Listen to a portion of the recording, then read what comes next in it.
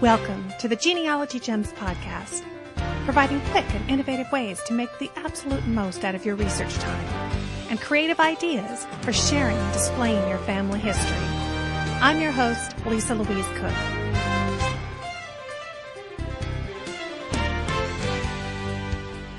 Hi, everyone, and welcome to episode 64. I've got lots of fun and interesting stuff for you today, and I am so glad that you have taken the time out to tune in. Now, first, real quick, I want to tell you about something funny that came across my desk this week.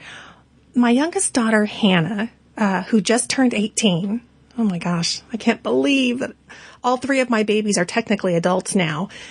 But since she's a senior in high school, and it's April, that means that the senior ball is just around the corner. So, of course, we've been shopping for a senior ball dress.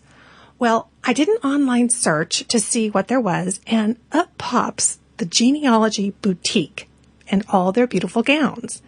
I had to kind of rub my eyes and do a double take. I mean, I seriously wondered for a second if I had just researched one too many ancestors and had blown a gasket or something, so everything was coming up genealogy. But no, indeed, there is a boutique that specializes in gowns, and it's called Genealogy, and it's in Savannah, Georgia.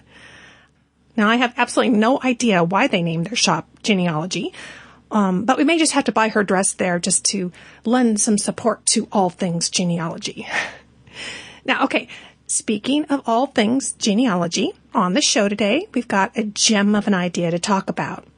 It's something that has probably crossed all of our minds at one time or another, but it took a quick-thinking genealogy blogger with a lot of initiative to run with it.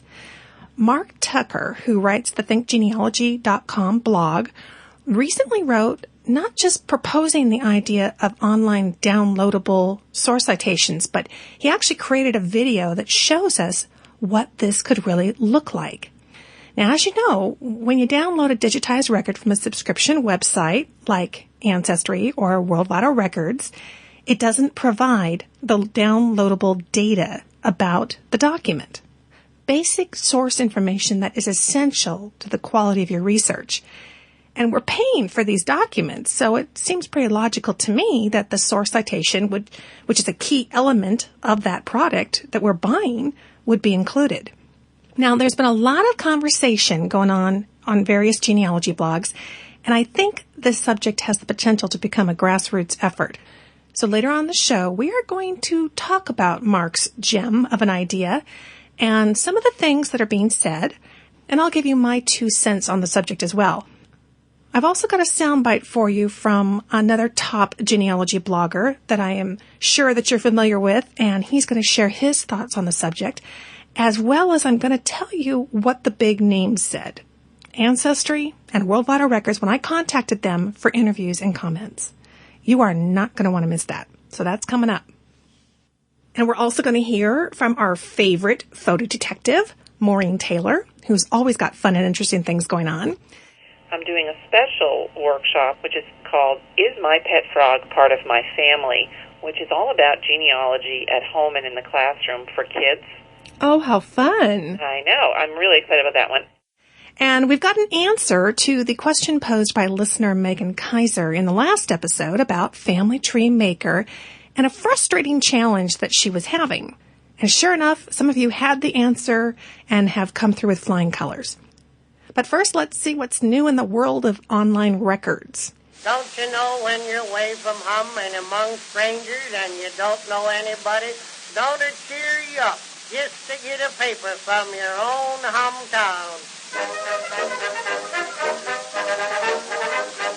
When you're away from home and in a foreign land, you've got the blues just to beat the band. I'll tell you something right away that's proud.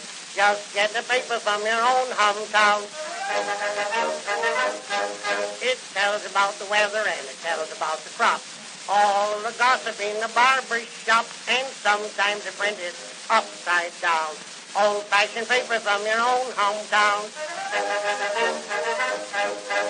Since children have the measles, Deacon Green has got the gout. Abe Crosby's got religion, and he hasn't found it out. And they've got a brand new baby at the home of Hiram Brown. Some items in the paper from your own hometown. Well, getting along about bedtime, guess I'll shut up.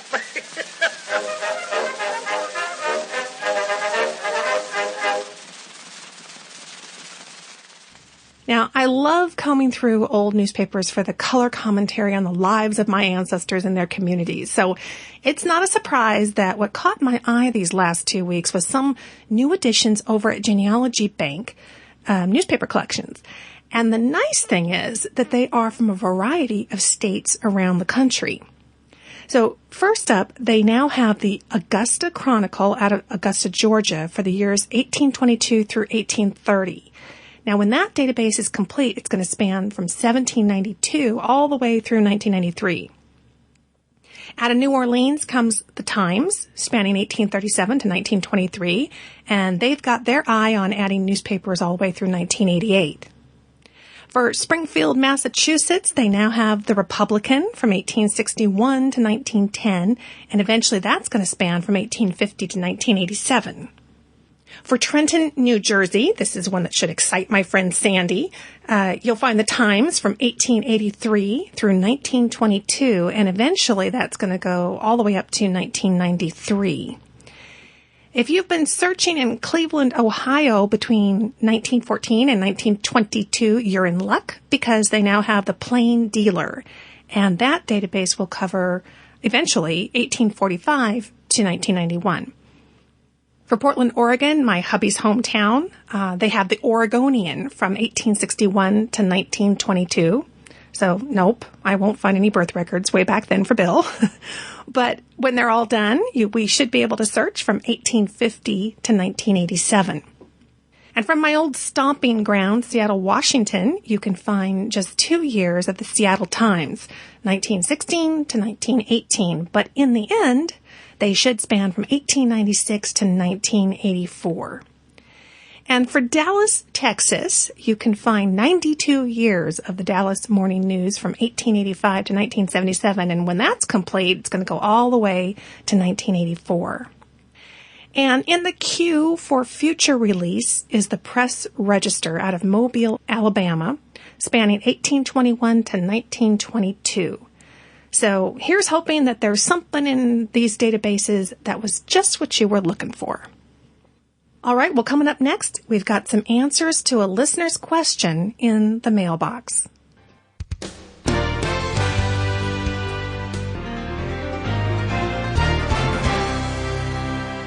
As you'll recall in the last episode's mailbox, Megan Kaiser wrote in to say that she was having trouble merging two individuals into Family Tree Maker. Her question was, I have at least one instance in my husband's tree where two first cousins married. This, of course, means that some of the tree overlaps itself. I cannot get the Family Tree Maker software to recognize that the people are the same. Do you or any of your listeners know if I am just missing something, or can it not be done? Well, listener Linda Sham wrote in to say, I have used Family Tree Maker since I started genealogy back around 1994, 1995. Megan should be able to merge the two individuals in her tree. For example, if she had two Jane Does in her tree, she would start on the record for the one Jane Doe. She would then select the Merge Individuals option. This will pull up all the names in her tree. She would then select the other Jane Doe name and go through the prompts to merge these two people into one. Of course, she should back up her work before doing so, just in case something happens and she needs to restore her work. Well, thank you, Linda, for writing in with that. And Russ Worthington also wrote in. He says that depending on what is being displayed, the usual indication that cousins married is a number in a bracket that would be next to the name. This indicates multiple relationships as would be found when cousins marry. Well, Russ is a bit of a Family Tree Maker guru, and he's put together a great blog where he has posted a couple of articles that really answer this question step by step, including screenshots showing how it's done right in the program itself, which is always a big help. You can find his article on how to reorder spouses and also the article on how to enter intra-familial marriages at his blog at ftmuser.blogspot.com. And of course, I'll have direct clickable links to those specific articles in this episode's show notes. So as usual, Genealogy Gems listeners have come through again with flying colors. Thanks everyone for writing in.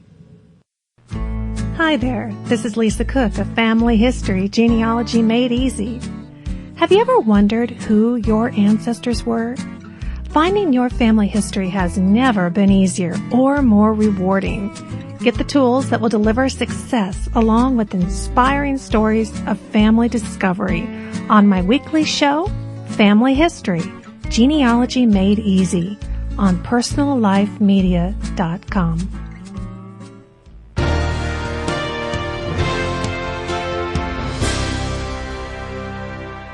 It's a gem of an idea.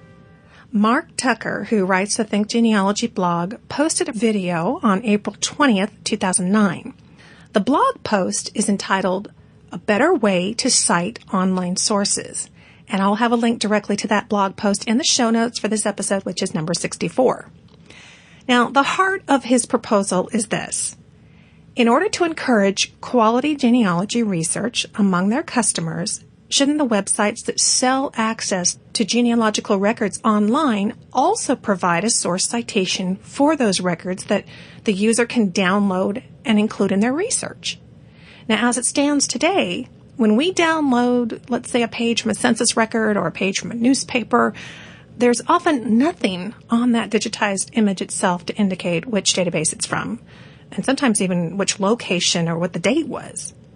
Well, Mark writes, every genealogist and family historian from beginner to professional will at some time confront the issue of source citations. Although great advances have been made in recent years to standardize and simplify citations, it is still too difficult. Mark's video consists of two sections. The first section discusses some of the current issues with citing sources, especially when it comes to online sources. The second section demonstrates his approach to quickly and accurately cite online sources. Now, Mark says that the technology that's needed to accomplish this actually already exists today, but the changes proposed in his video really require collaboration between various providers of genealogy software and services. Mark continues on by saying that as a genealogy community, we have at times united to get our voices heard in such areas as records preservation and access, the National Archives fees, and other topics of key concern. He says you're invited to watch the video, provide feedback, and learn how we can work together to make citing sources approachable to all researchers. Well, since Mark posted that article and the video, lots of folks who write genealogy blogs and post on the genealogy message boards have chimed in on this really important conversation.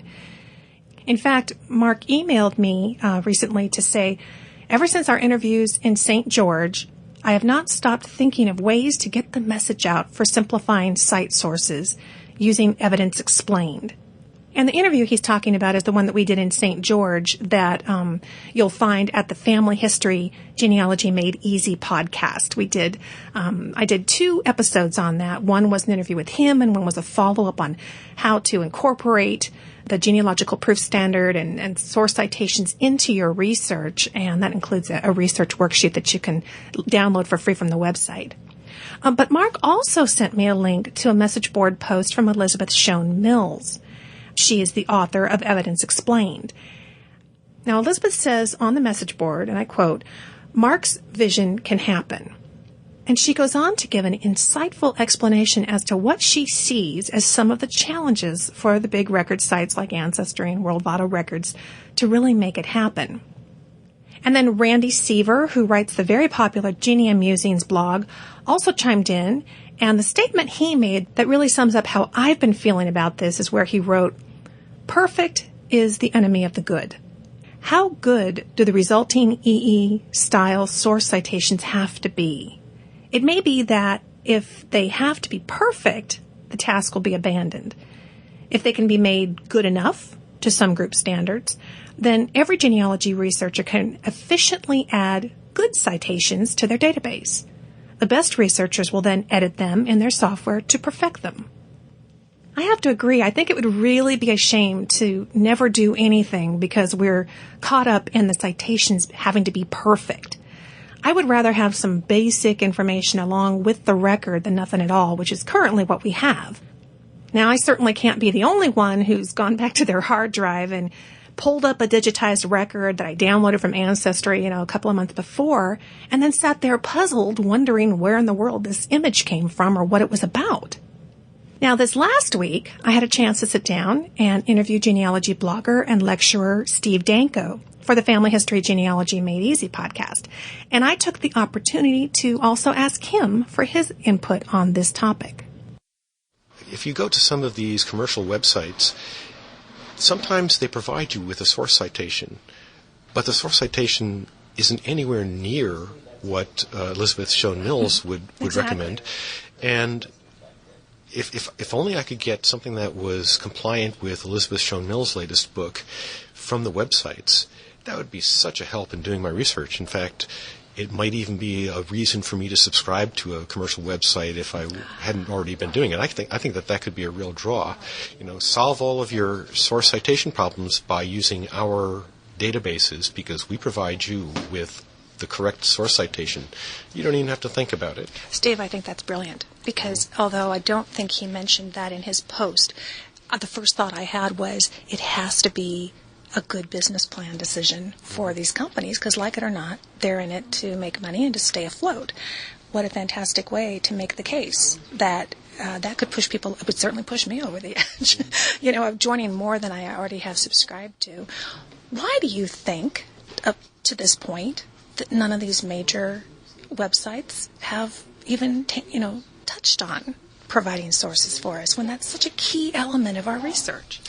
Yeah, it's work, and they probably haven't figured out how to do it economically enough. I don't think that they see that, indeed, they might attract additional subscribers. Maybe they've done all of the necessary research and they found out that it's not going to add them any additional money. I don't know. I don't really know. But I do know that it would be such a benefit to the users if you could just pull up a record and you have this correct source citation right there, and then you don't have to agonize over it. What an added value to the price of a subscription. Right.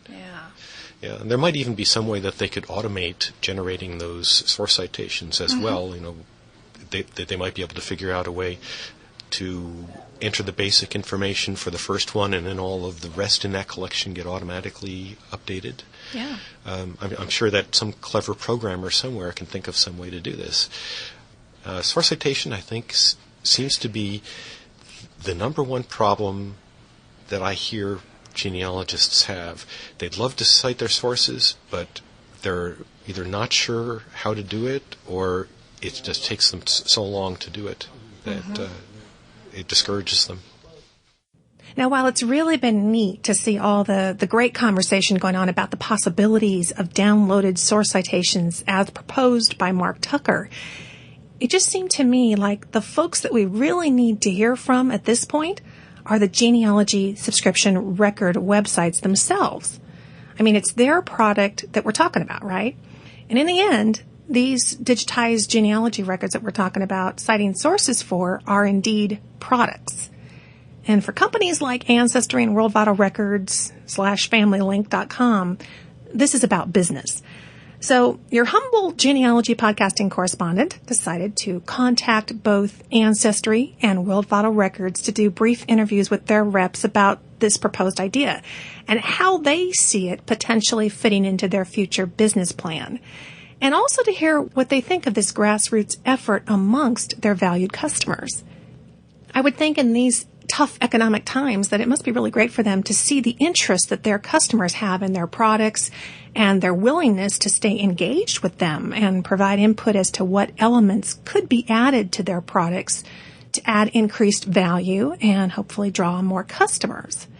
Now, I've done a lot of interviews with the folks from Ancestry with the help of their very efficient and responsive publicist, as well as interviews with folks at FamilyLink.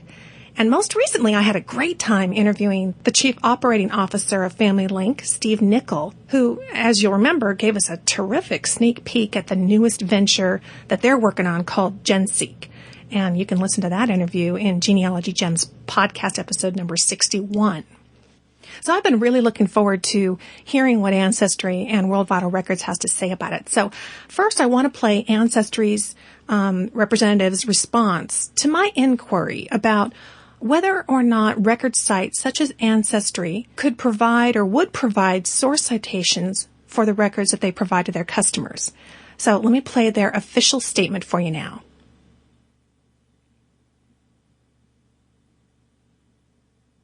Did you catch that? Here, no, let me play it for you again.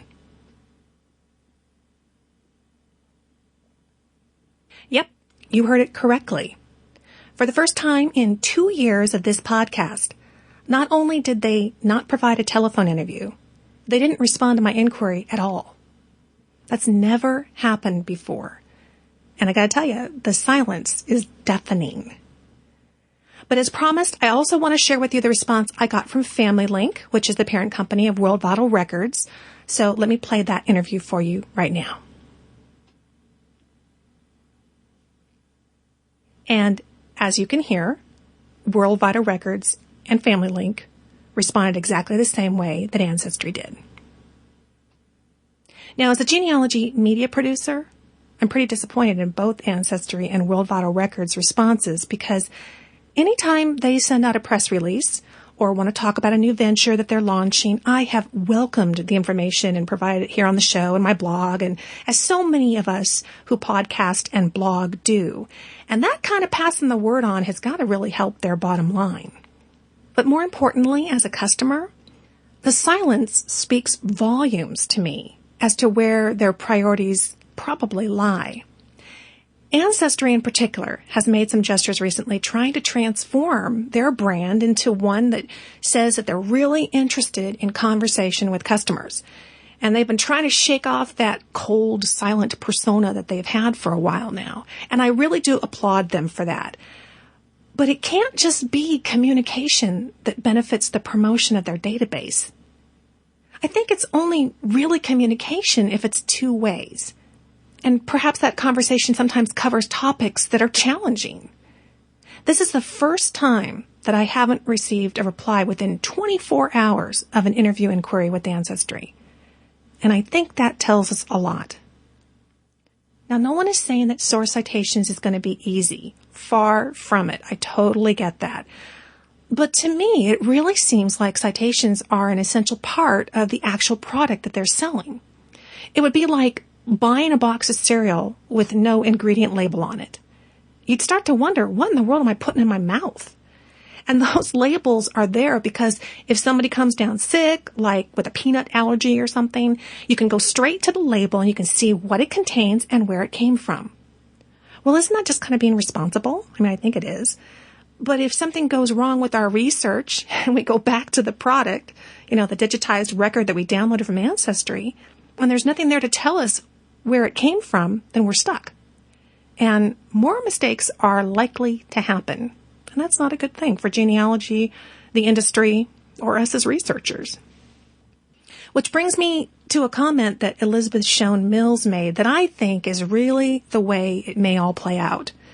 On the message board, she wrote, "I suspect they'll do that catch-up," and she's referring to how companies will have to go back and cite sources for the thousands of databases that they've built up over the years, only if newer companies adopt Mark's recommendations and the older companies then feel the pressure to compete.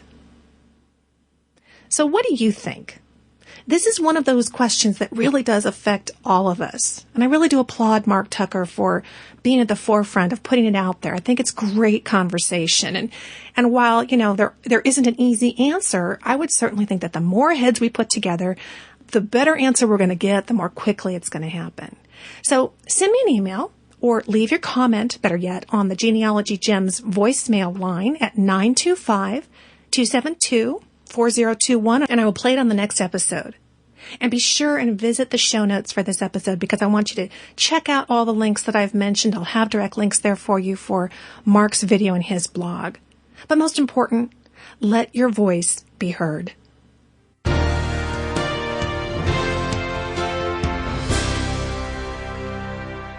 Well, if you've been listening to the show for a while, then you know that Google and all the internet tools that they come up with are really my specialty. In fact, the very first gem that I ever shared on this show way back on episode 1 in February of 2007 was the Google Site Search feature. Well, Google has launched some pretty cool new web applications, which I like to refer to as tools. And in this gem, we're going to talk about the new one, the Google News Timeline. Now, this tool displays news and related search results on an interactive timeline. And, of course, timelines can be such a great help in our genealogy research. Now, these timelines on Google News Timeline, they pull from a lot of different sources, like newspapers, magazines, blogs, Wikipedia, various media sources, and even baseball scores. So let's talk a little bit about the kinds of sources that you're going to find on the timeline. When it comes to newspapers from, say, the last 30 days or so, it's going to draw from the Google News site. And that could include article snippets, images, and videos. But older news results that you find on the timeline are going to be pulling from the Google News Archive search website. Now, of course, blogs have been around for a while now, but if you're looking for something in the last 10 years, you're going to notice that only blog postings after 2005 will show up on the timeline, and there's a very good reason for that. The blogs are pulled from Google Reader, which wasn't launched actually until the fall of 2005.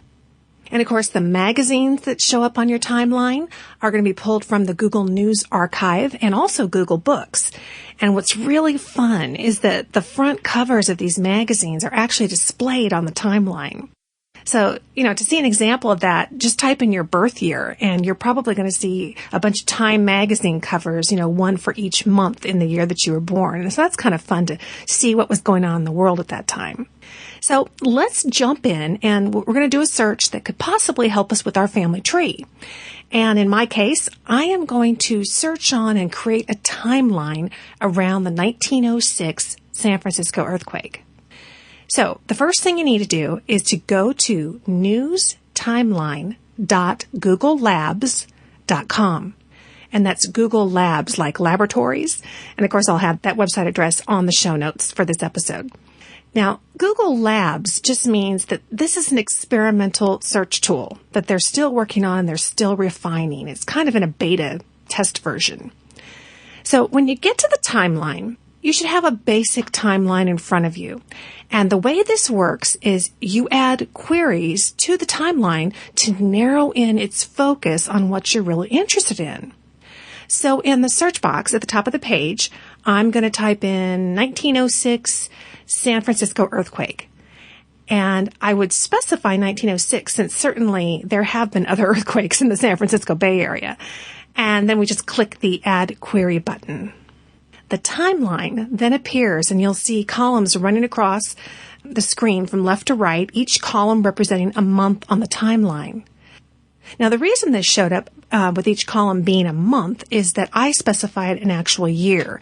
If you were to put in a specific date, say April 19th, 1906, then each column will appear as one day. So that will be the default for that more specific date. But in this case, I put in the year, so we're going to have months across the top. But of course, you can change that default once you pull up your timeline.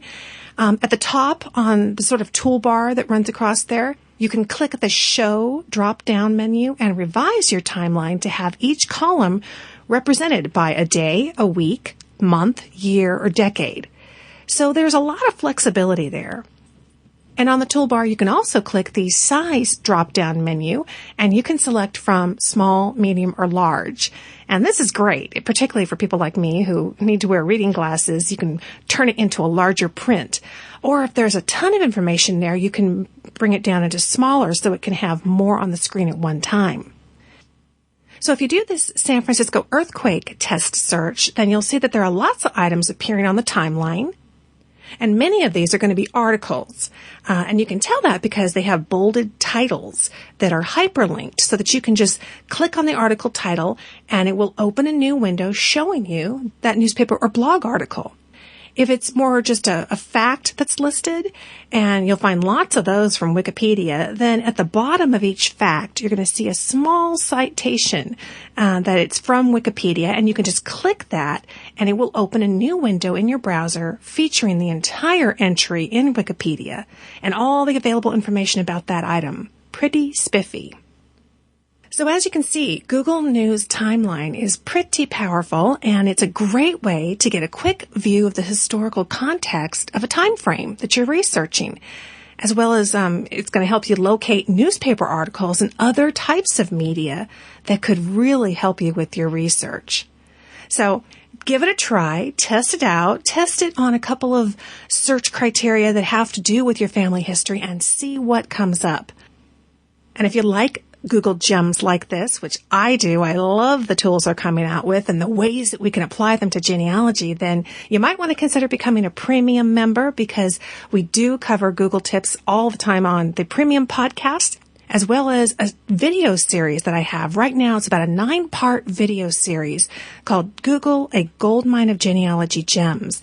And each video runs about 10 minutes and gives you a step-by-step right there, showing you live on the screen how to do the various research tips and use the variety of tools that Google makes available that they really don't advertise much.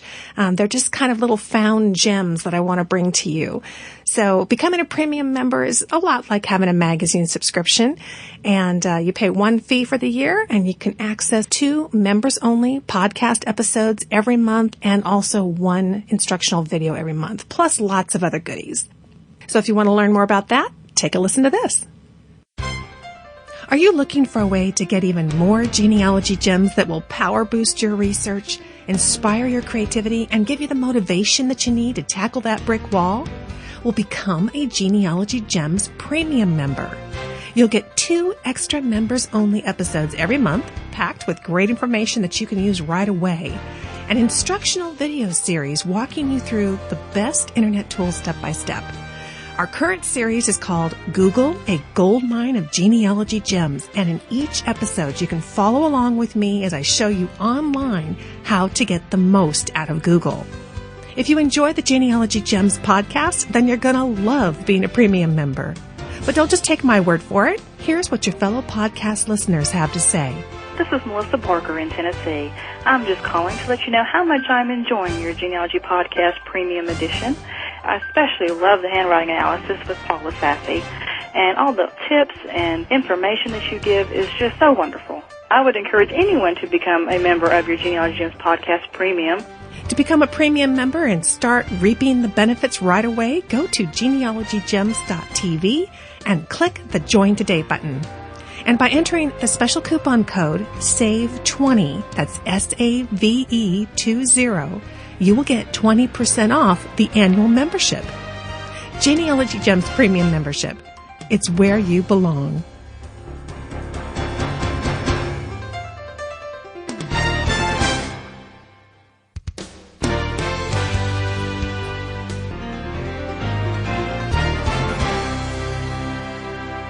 Well, I'm so excited to have Maureen Taylor, the photo detective, joining me on the show today. Hi, Maureen. Hi, Lisa.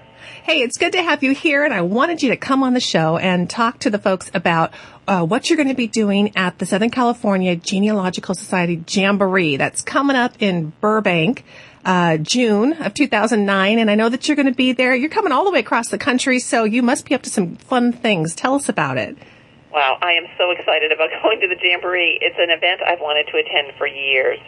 So now they've asked me to come and speak, and they asked me to give some really great lectures. I'm doing the usual sort of photo workshop, which is a 2-hour workshop. It's half identification of photographs, half preservation, and you have to sign up in advance. You can go to their website and sign up for my workshop. I'm also talking about immigration clues in pictures. I'm doing a special workshop, which you don't have to sign up for, which is called Is My Pet Frog Part of My Family?, which is all about genealogy at home and in the classroom for kids.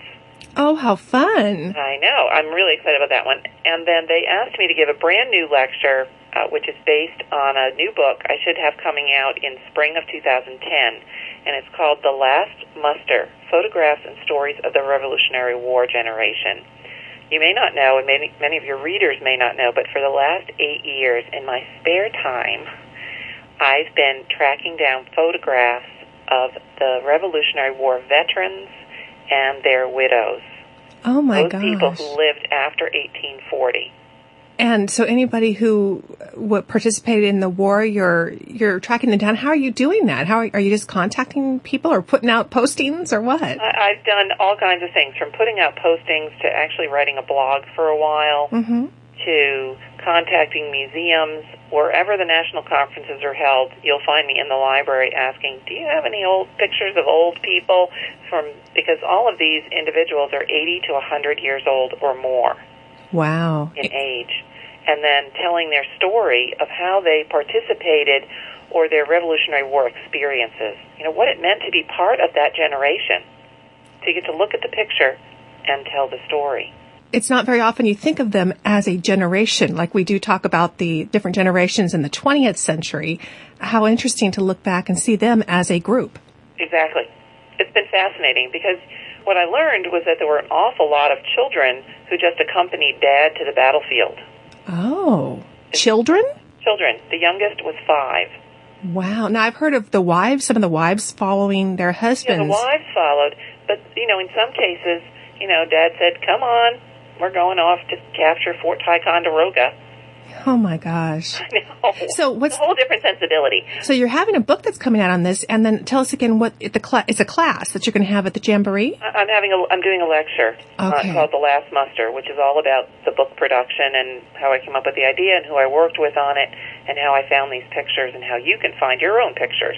And maybe people will do that, and then I'll have a second volume. Oh, how fascinating. Now, you're talking about people who have their own pictures. You're going to be in the exhibit hall, right? Now, maybe people should be planning ahead and bringing some of their pictures with them. Oh, absolutely. I'm having a booth in the exhibit hall at the Jamboree, and the primary purpose of that is, one, for people to stop by and say hello like they always do, but also you can sign up in advance for an individual consultation, and I'm going to have special conference rates. The best way to learn about my place at the Jamboree would be to sign up for my free e-newsletter, which is on my website, www.photodetective.com. There's a little sign-up block. And so as it gets a little closer, there'll be details on how you, too, can sign up for some private consultation time with me about your photographs. Great, so they can plan ahead, bring some of those puzzling photos with them, and have a chance to meet with you in person and really take a look at it.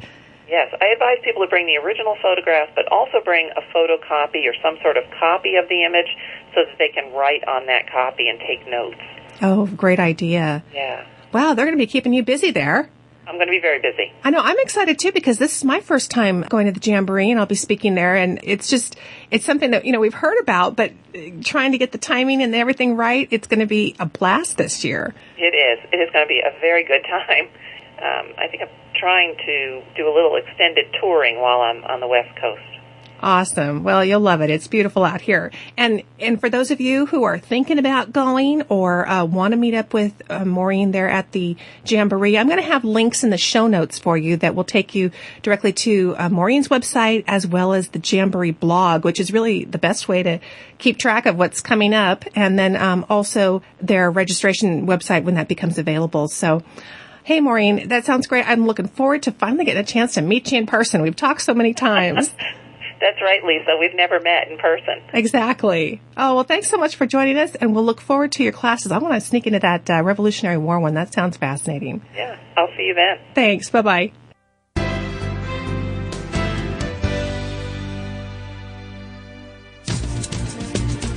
Profile America, Thursday, April 30th. One of the most famous train wrecks in U.S. history occurred in the early morning hours of this day in 1900 at Vaughan, Mississippi. The engineer of the train was John Luther Jones, far better known as Casey Jones. Working overtime to fill in for a sick colleague, Jones was rushing to make up lost time when he hit the end of a train sticking out of a siding in early morning fog. The accident sparked one of the best-known folk ballads in American history. At the time of Casey Jones' death, there were about 38,000 locomotives and nearly 260,000 miles of track in the U.S. Today, there are some 24,000 locomotives operating on 120,000 miles of track. You can find these and more facts about America from the U.S. Census Bureau online at census.gov. Well, that brings us to the end of the show. We've covered a lot of ground, and I really hope that you'll take a few minutes to head back to your computer and check out the show notes for this episode, which is number 64. You can find all the information that goes along with this episode, including the clickable links to the websites that I mentioned, by going to my website at genealogygems.tv and clicking the podcast button in the left-hand column on the home page. And then just follow the links to episode 64. There you'll find show notes and images and links and all kinds of good stuff that goes right along with the show. My thanks to Stephen Danko for sharing his thoughts with us in this episode about online source citations. I think it's a real important subject. I hope that you'll take a few moments and email me or leave a voicemail and give us your feedback on what you think about it. And if you're interested in this topic, perhaps let your friends and other fellow genealogists know about this episode. Share the link with them and have them take a listen and see what they think as well. I think we can certainly put our heads together and make some progress. And you'll be hearing more from Stephen in a special upcoming episode of my other free genealogy podcast called Family History, Genealogy Made Easy. And the episode is all about passenger lists and immigration records, so you won't want to miss that. You can find that podcast also at my website at genealogygems.tv, and you can, of course, subscribe for free in iTunes. And if you enjoyed what you heard in today's show and you find this free podcast helpful, then be sure and spread the word. You know, podcasts are still fairly new to a lot of people, and your friends and your genealogy society may just need someone like you to introduce them to the wonderful world of free podcasts. So I hope you'll help me to get the word out by sharing the website address, genealogygems.tv, with the folks that you know. And let them know that they'll not only find this show, but also, of course, Family History, Genealogy Made Easy, along with the fun and informative videos and all kinds of other resources we have there on the website. And be sure and let them know that they can get a free copy of my ebook, 5 Fabulous Google Strategies for the Family Historian, just for signing up for the free e-newsletter. And then the newsletter will give them all the information that they need to know to get the most out of the podcast. And finally, I want to encourage you to drop me an email anytime you have a question or a comment, or if you'd just like to share your family history research challenges and successes with me. I really enjoy hearing from you, and I read and respond to every email. So you can email me at genealogygemspodcast@gmail.com, and you may just hear one of your emails read here on the show. So be sure and stay in touch and let me know how things are going for you. So until next time, I'm going to head out with my daughter, and we're going to go dress shopping for the senior ball. So you take care. Have really great success with your family tree. And thanks so much for listening, friend. I'll talk to you soon.